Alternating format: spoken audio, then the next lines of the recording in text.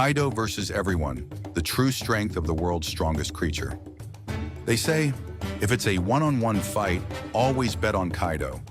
That's just how powerful he is in the One Piece world. Before his defeat at the hands of Luffy's ultimate awakening as Sun God Nika, Kaido faced a gauntlet of opponents who pushed him to the limit. Let's dive into the epic battles that weakened Kaido before Luffy's final blow. One thing about Kaido, he's an absolute tank. The number of people who fought him and the sheer volume of attacks he endured is nothing short of insane. Let's break it down. The Scabbards vs Kaido. First up, we have all the Scabbards taking on Kaido. This includes warriors like Kinemon, Ashura Doji, Denjiro, Kawamatsu, Kiku, and Raizo. They gave it everything they had, channeling their emotions and their will to avenge Odin.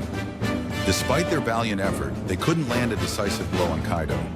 One by one, they were defeated, sustaining heavy injuries in the process. But this was just the beginning. The Worst Generation versus Kaido.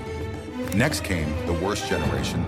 Luffy, Law, Kid, Zoro, and Killer joined forces to face Kaido and Big Mom.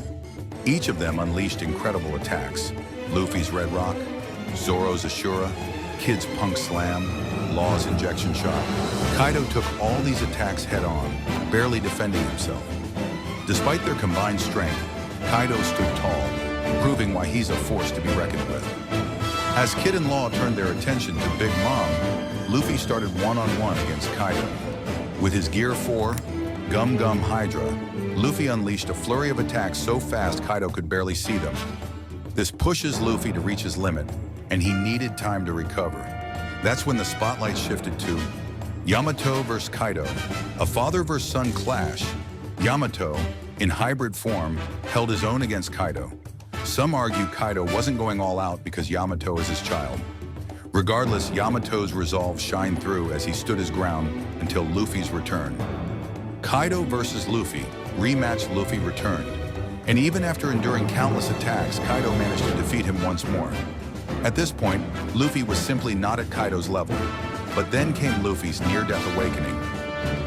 Enter Gear 5 and the awakening of the legendary Nika fruit.